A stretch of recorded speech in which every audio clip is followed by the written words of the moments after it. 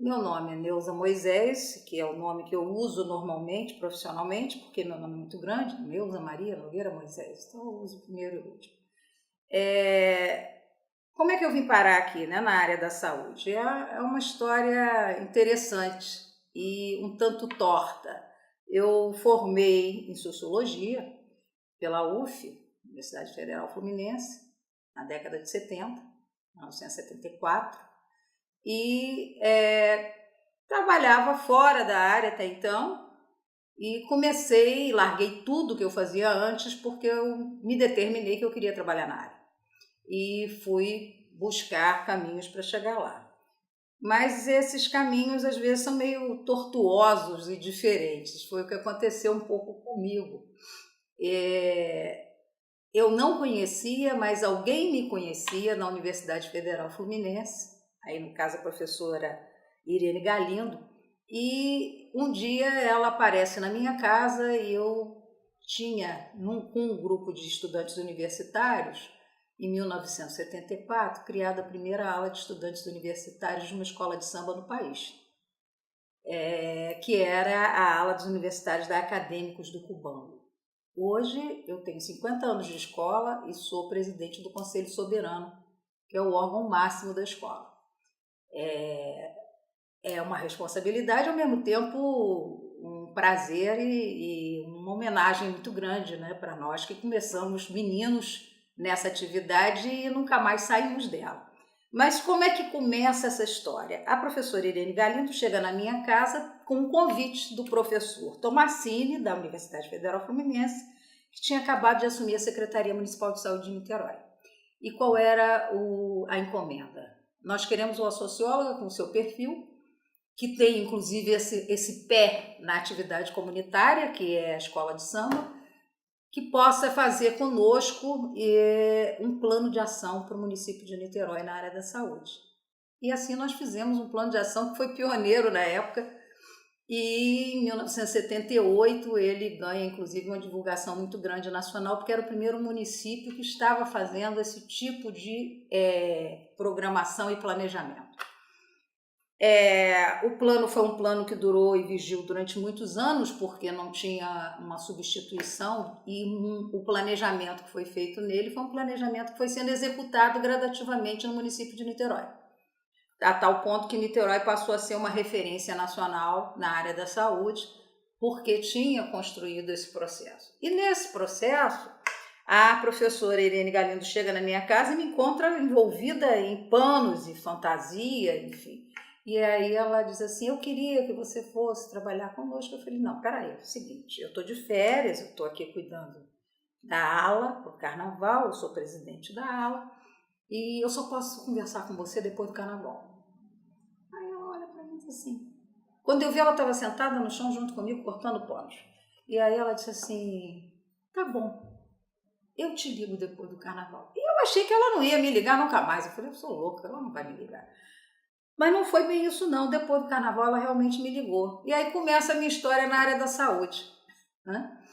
E eu começo a trabalhar especificamente nesse plano, mas que era um plano que trabalhou com um conjunto, uma equipe formada por diferentes profissionais.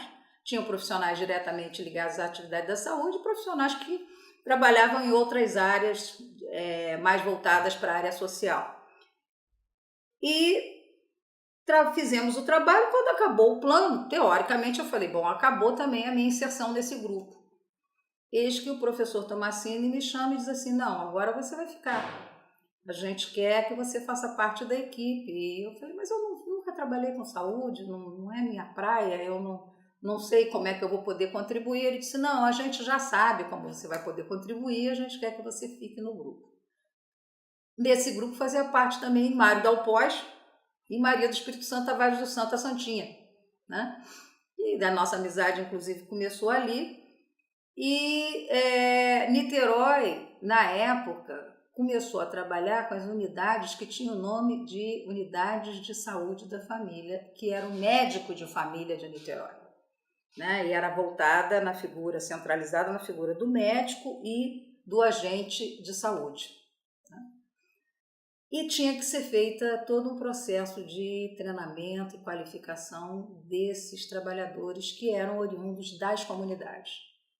E eis que isso cai na minha mão.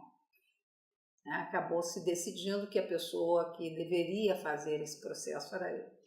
E foi assim que eu comecei a trabalhar, foi assim que saiu o primeiro texto meu, publicado, inclusive, eu junto com o Mário Dalpós, a respeito dessa experiência. E acabei ficando mesmo seduzida pela área e me envolvi com ela e nunca mais saí. Aqui na Escola Nacional de Saúde Pública, eu chego na década de 80, em 1983, para fazer um curso de saúde pública, porque aí eu comecei a me sentir na obrigação de conhecer um pouco mais a área, de me envolver um pouco mais com a área, para me sentir um pouco mais confortável trabalhando com ela. Fiz o curso de saúde pública, nessa ocasião conheci a professora Elsa Paim, e a professora Elsa Paim, quando eu acabei o curso, disse assim, olha, eu quero que você venha trabalhar conosco numa área de pesquisa nossa, que é a área de pesquisa que trabalha com recursos humanos. Aí eu achei ótimo o convite, adorei, não tinha que preparar as fantasias, porque não estava na época do carnaval. E vim imediatamente, me incorporei ao grupo e nunca mais saí, né? Daí a gente foi fazendo outros cursos. Elsa Paim e Mário Saeg foram dois pioneiros, né? Hoje em dia nenhum dos dois mais está aqui entre nós, mas foram pessoas pioneiras na sua época, né? Porque nós estamos falando aí ainda de início dos anos 80, né? Final da década de 70. E eles já trabalhavam com a questão dos recursos humanos, né? Não se trabalhava na lógica da gestão do trabalho, a gente usava a expressão recursos humanos. Mas, embora usasse a expressão recursos humanos, ela não tinha a mesma conotação, por exemplo, de um Chiavenato, que discute essa questão e trabalha com isso há muitos anos, e nem a conotação do setor privado para a área, né? Era uma preocupação ainda muito na linha da demografia dos trabalhadores, né? Mas já uma colocação voltada para a questão específica da saúde, né? E aí a linha de trabalho era muito preocupada com a questão da demografia mesmo, quer dizer, onde é que estão os trabalhadores da saúde, quem são, né? Sua distribuição geográfica ao longo do país. Carlos Gentili de Mello era vivo e participava muito das discussões que eles faziam a respeito do tema e participava muito conosco, né? Ele era extremamente provocador, médico, com posições bem à esquerda, né? E extremamente provocador, extremamente crítico, né? De todo o processo de organização do sistema de saúde brasileiro. Uma discussão que a gente tem hoje aí, quando tem vários programas trabalhando a questão da interiorização do profissional de saúde, começa com ele, né? Carlos Gentili de Mello escreveu um texto que virou texto clássico, que era Onde Não Há Médico, né? E ele dizia claramente, onde não há médico? Onde não há médico? Não há médico onde não há agência de bancária, por exemplo, né? E isso é uma verdade, né? Não há médico porque o médico não se interioriza em lugares que ele não tem a condição de consumir determinados consumos que são inerentes a ele, a classe social de que ele vem, a formação que ele tem, a família dele, que ele também agrega, obviamente, com ele no processo de organização da vida dele. Então, determinadas comunidades e determinadas realidades sociais brasileiras difícil você conseguir resolver isso, superar essas desigualdades que existem, né? E, portanto, não há médico, né? E ele dizia isso com muita convicção e a gente fazia, né, do ponto de vista demográfico, a leitura de onde é que estão, né? As pesquisas estavam muito voltadas para essa linha de pesquisa. Nós fizemos vários estudos aqui, e a Maria Helena, que vocês já estiveram com ela hoje, também participou dessas pesquisas, né? Ela chega praticamente no mesmo período que eu chego aqui e a gente via claramente esse mapeamento e essa concentração e com uma característica um pouco mais grave, né? Eu costumo dizer e apelidei a equipe de saúde naquela época de EUQIP, porque era o médico e o auxiliar. E essa era a dita equipe de saúde, porque o percentual das demais categorias era tão residual que não chegava nem a fazer parte, né? A gente tinha realmente a concentração do processo de trabalho na figura do médico, profissional altamente qualificado, teoricamente falando, e do auxiliar, que era aquela pessoa que aprendia fazendo na maioria dos casos. E essa realidade foi uma realidade muito forte, muito presente. Na década de 70 era isso, início dos anos 80 era isso, né? E com o advento do movimento de reforma sanitária e, consequentemente, da discussão da interiorização do trabalho e do direito à saúde, esse era um enfrentamento importante, né? Como falar em oferecer serviços, em oferecer atendimento, em democratizar o acesso, se não se tinha profissionais, né, qualitativos e quantitativamente falando, que pudessem assumir esse país de dimensões continentais e com quase 6.000 municípios, em que a maioria tem menos de 20.000 habitantes. E essa foi uma situação e uma provocação muito forte que, naquele momento, fez com que o grupo de pesquisadores acabasse trabalhando muito essa vertente demográfica. Em que pese a gente ter um grupo aqui que era heterogêneo, nós trabalhávamos também com André César Médici, Sábado Nicolau Girardi, que é de Minas, mas que sempre participou das atividades de pesquisa nossa. Trabalhávamos com Roberto Passos Nogueira, com André Médici, que eu já falei, e formávamos um grupo que se agregava em função de projetos que eram financiados, etc., e íamos tocando o nosso processo de pesquisa e de publicações. Paralelamente também, nessa mesma lógica, nós discutimos as questões conceituais da área, né? Então, alguns textos que foram publicados à época por nós, conosco, né, e por nós, nós não sabíamos nem que teria, historicamente falando, tanta importância, né? Nós não tínhamos essa dimensão. Eram textos que discutiam a questão conceitual. O que é trabalhador de saúde? O que é pessoal de saúde?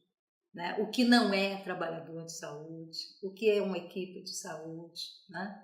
E isso eram conceitos que até então não se discutiram, né? Eu acho que esse grupo, de alguma forma, ele é pioneiro nesse tipo de discussão e ele acaba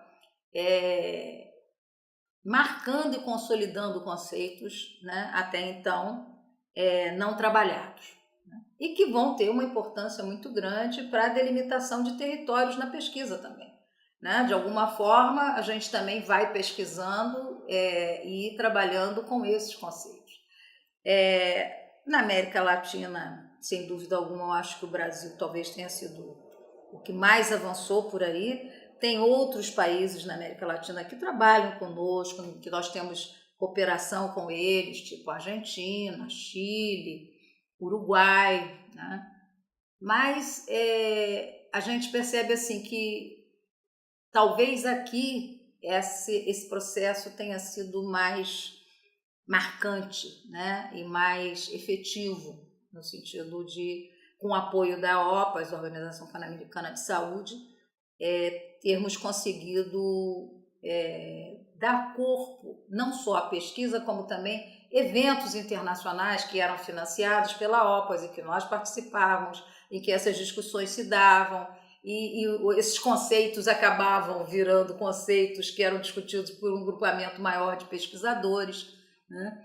E que nos deixa, ainda no início do Sistema Único de Saúde, com um certo protagonismo, né?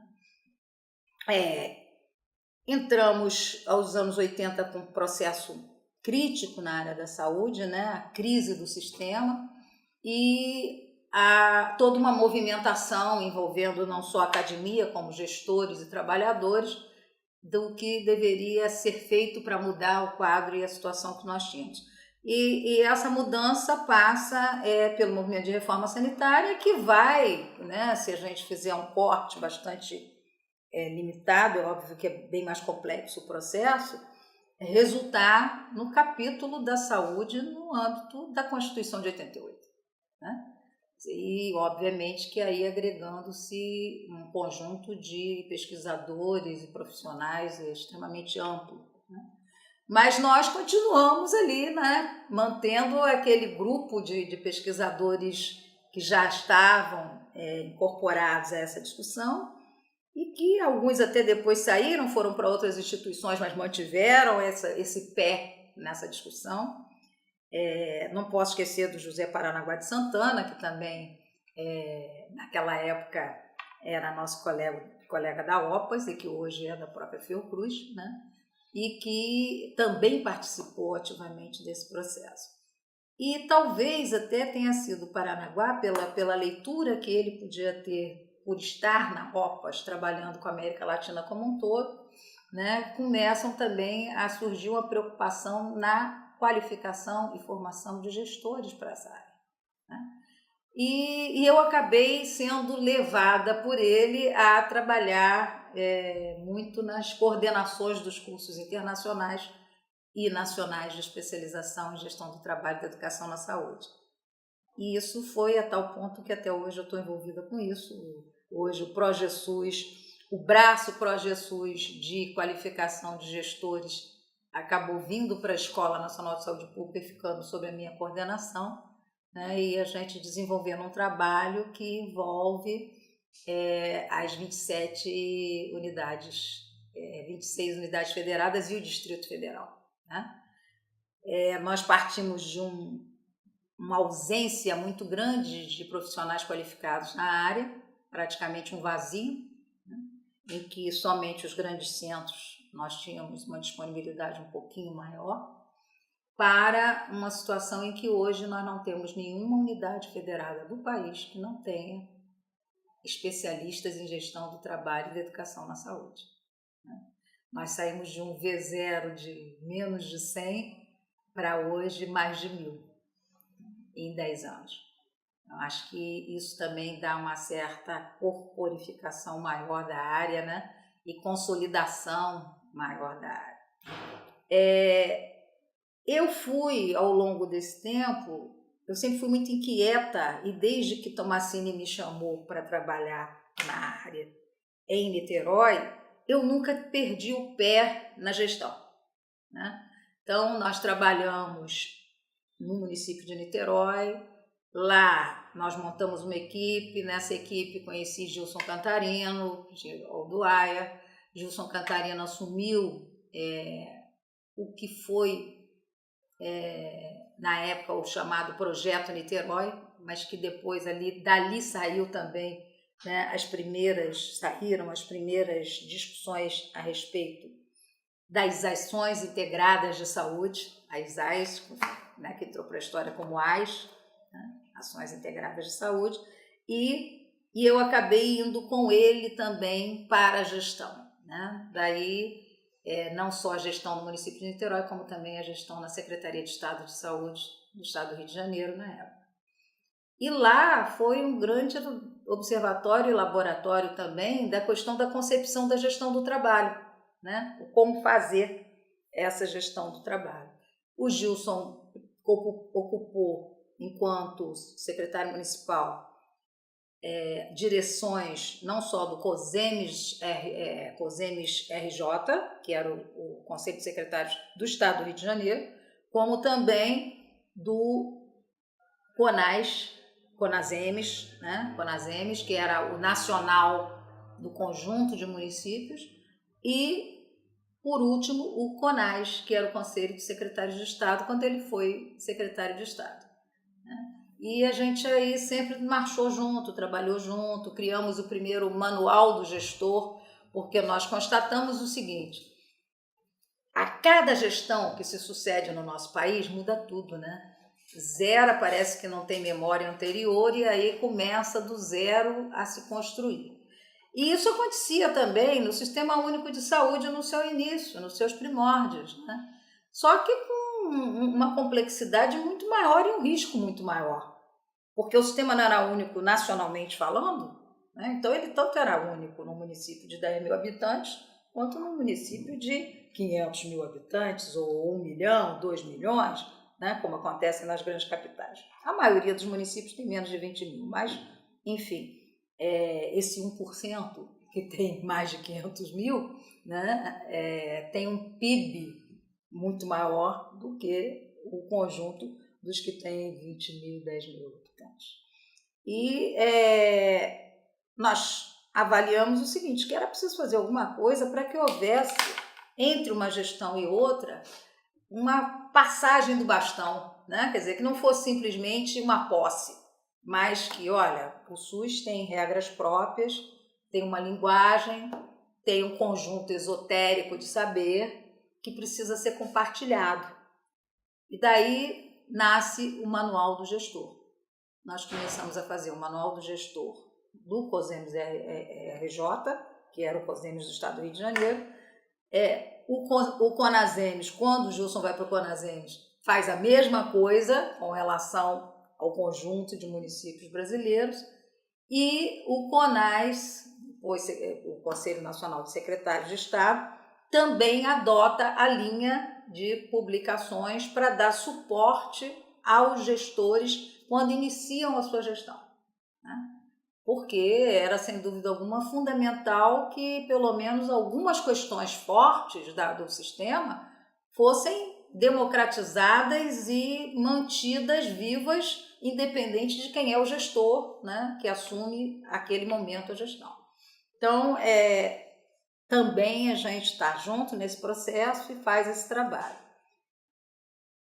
E nós tínhamos uma grande interrogação, porque em 1986 é feita a primeira Conferência Nacional de Gestão do Trabalho, né?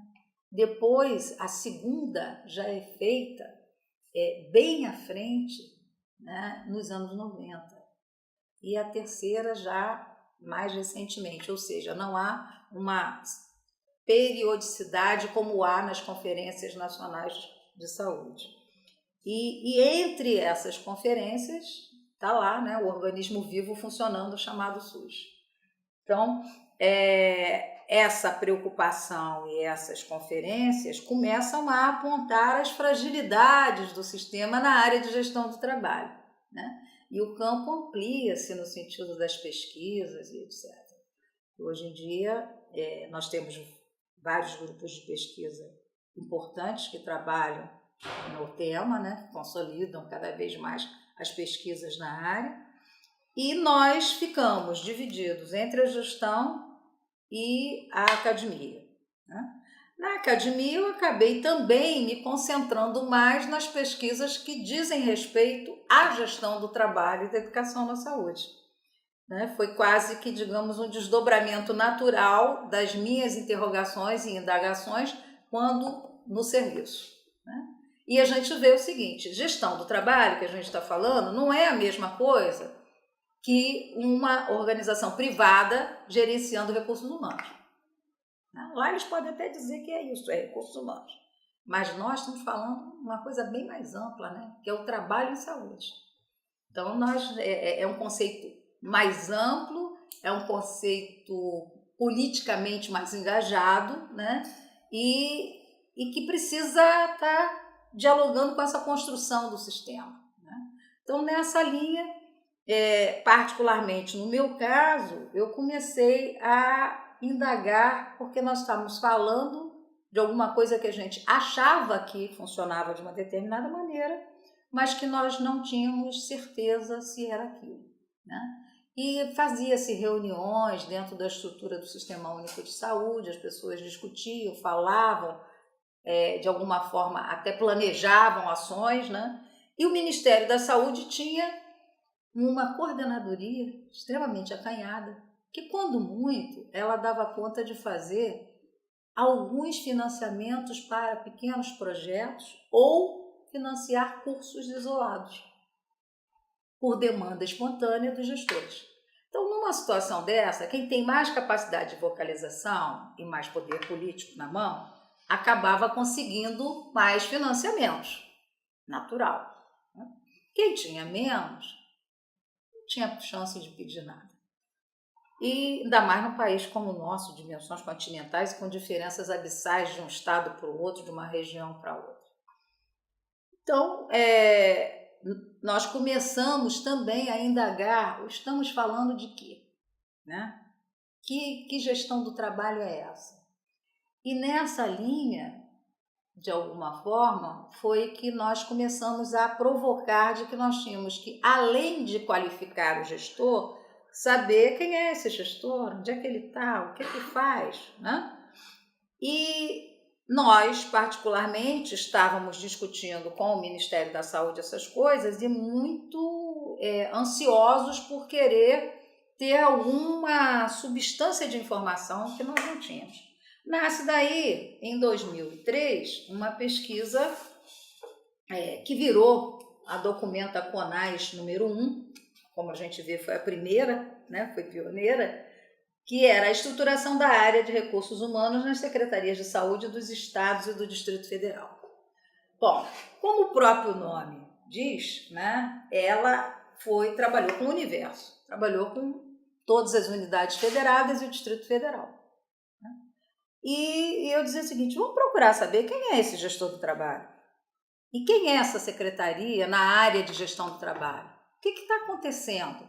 Porque nós estamos aqui, hipoteticamente, pensando sobre, mas nós não sabemos se é isso, né? Exatamente do jeito que nós estamos pensando ou se nós estamos aqui divagando.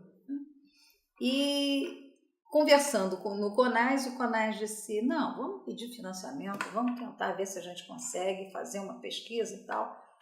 Aí eu disse, tudo bem, vamos tentar.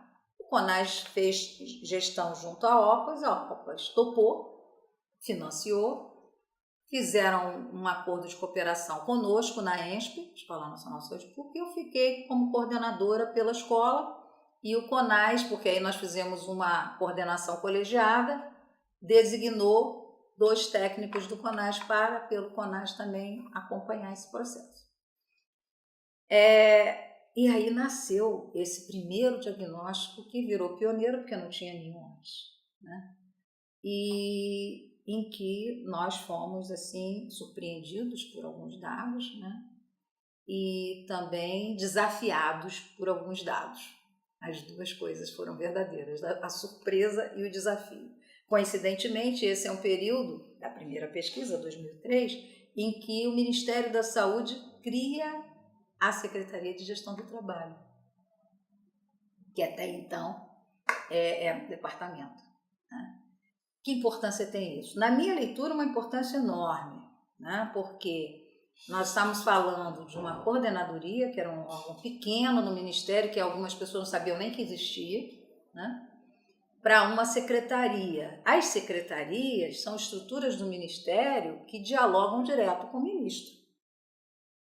Então, se é uma secretaria de gestão do trabalho, o secretário também vai, ou a secretária, dialogar direto com o ministro, né? Então, do ponto de vista da estrutura de poder do Ministério, a área ganha uma visibilidade maior, uma projeção maior e maior poder, né? De alguma forma, a nossa experiência ajudou muito para que isso se desse. Quando acontece em 2003, foi a gestão do Lula e a Maria Helena, que sempre trabalhou conosco, nossa colega, e teve sempre um engajamento político pelo lado do governo do PT maior, é convidada a trabalhar na estrutura da secretaria, na gestão do trabalho.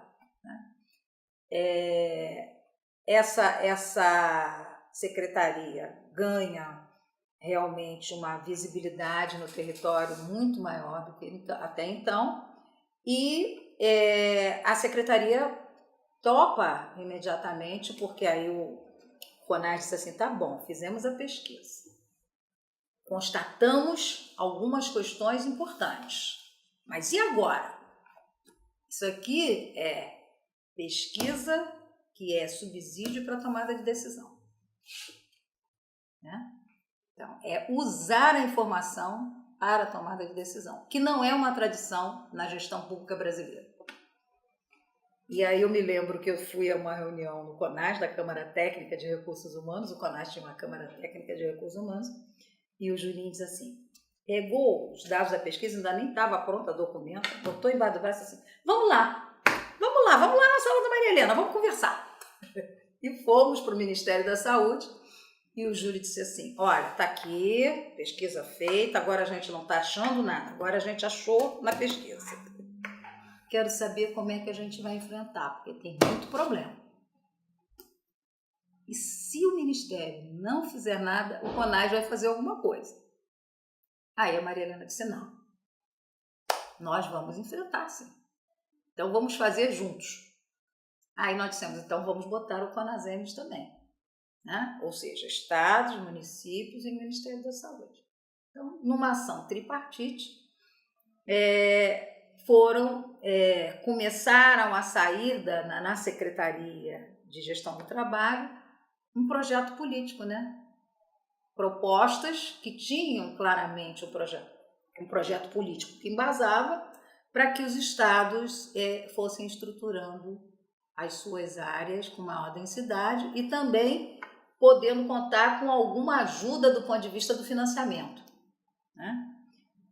Porque nós tínhamos estados em que, principalmente os estados mais poderosos do ponto de vista econômico, né, em que existia uma estrutura. Mas existia uma estrutura que era uma réplica da Secretaria de Administração do governo, que, portanto, não dialogava com o Sistema Único de Saúde. Então, tínhamos uma situação, um trabalhador do SUS, ele pode trabalhar no governo federal, pode se deslocar para o estadual ou para o municipal dentro do sistema. Como é que a gente faz isso? Porque não pode ser de boca, né? O trabalhador não pode ficar andando por aí e dizer assim, olha, hoje estou aqui. Não é assim. Então, tinha que ter toda uma legislação que o amparasse, né? E toda uma autorização, um processo autorizativo por dentro da estrutura do SUS que permitisse que esse trabalhador pudesse trabalhar em diferentes níveis. E algumas ações do próprio governo federal deixaram de existir nos municípios e foram municipalizadas. E o trabalhador está lá, ele também tem que ser municipalizado, né? Então, quer dizer, a complexidade que o SUS trouxe foi muito grande para a área, né? E tinha que efetivamente dizer, olha, não é repetir a estrutura da Secretaria de Administração, das prefeituras ou das secretarias de Estado que vão dar conta, né? Nós temos que mudar, inclusive, toda uma legislação que tradicionalmente se move com a tradição de que quem gerencia recursos humanos é a Secretaria de Administração do município ou do Estado, que essa é a tradição do governo brasileiro, né? Com raríssimas exceções era diferente, e era diferente nas grandes capitais e nos grandes centros. E a gente viu isso, a primeira pesquisa apontou claramente isso, né? Quer dizer, um desequilíbrio muito grande entre as diferentes estruturas de secretarias, entre as diferentes estruturas de gestão do trabalho nas secretarias, até a ausência de estrutura, né? Porque me lembro bem que o primeiro curso que nós demos já nessa fase, teve uma aluna que disse assim, o professor é o seguinte, lá a gente tem, ela estava fazendo curso, lá a gente tem, era no Amapá, lá a gente tem uma sala que fica assim no final do corredor, bem no finalzinho. Aí, ela era assistente social, como eu estava sem função na secretaria e ninguém sabia o que ia fazer comigo, me mandaram para lá. Aí, como eu cheguei lá na sala, mas não tinha nada, eu comecei a catar móvel que estava pelos corredores como inservível e fui botando lá. Aí eu peguei móvel, na época não era nem computador, eu peguei máquina de escrever, lá no Amapá, máquina de escrever, peguei armário, enfim, montei a minha salinha. E ela aí começou a inventar coisas para fazer na área. Só que ela era uma pessoa extremamente criativa e preocupada, então ela inventou assim, coisas que tinham substância, até que ela começou a ser notada no final do corredor. E ao ser notada no final do corredor, ela começou a ganhar também o status da pessoa da gestão de recursos humanos. E foi assim que nasceu os recursos humanos do Amapá. E ela estava ali tirando leite de pedra do que ela tinha, mas com pouquíssimos recursos. Em compensação, nós tínhamos estados que tinham estruturas mais robustas, que tinham condições muito superiores à dela, né? E isso claramente a primeira pesquisa aponta, quer dizer, um desequilíbrio muito grande entre os estados em termos de possibilidade de gerenciar o trabalho no Sistema Único de Saúde, né?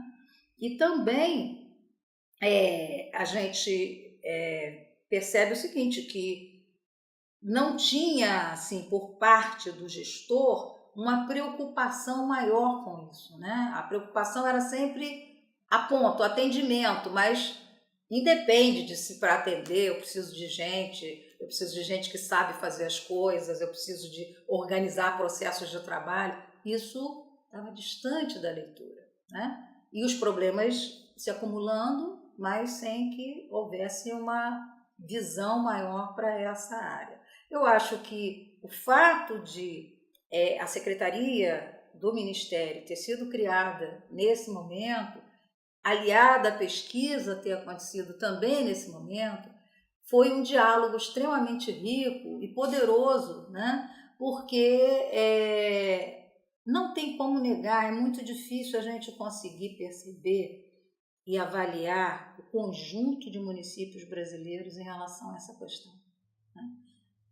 Num município com 10 mil habitantes, 20 mil habitantes, tudo acontece no gabinete do prefeito, inegavelmente. Tem lá um assessor que toca, que faz as coisas, que gerencia recursos humanos da prefeitura, né? Não tem nem estrutura. Então, quer dizer, no nível mais viável disso acontecer é o estadual, né? Então, levantar a situação nos estados significa, eu já sei como está no município, não estará melhor do que isso, né? E nos estados ficou evidente que havia muita precariedade de condições. Uma coisa interessante, não havia precariedade de qualificação do gestor. Já na pesquisa de 2003, o gestor do trabalho, ele era uma pessoa que tinha, na sua grande maioria, nível superior. Sua grande maioria, de diferentes áreas, mas nível superior. Enquanto em outras áreas a gente tinha muitas carências. Então, esse era um diferencial que eu diria que era positivo, mas ele era qualificado, mas não especificamente em gestão do trabalho. Ele tinha nível superior, né? Em diferentes áreas de formação, mas em gestão do trabalho era praticamente um zero, né? Quer dizer, um V0.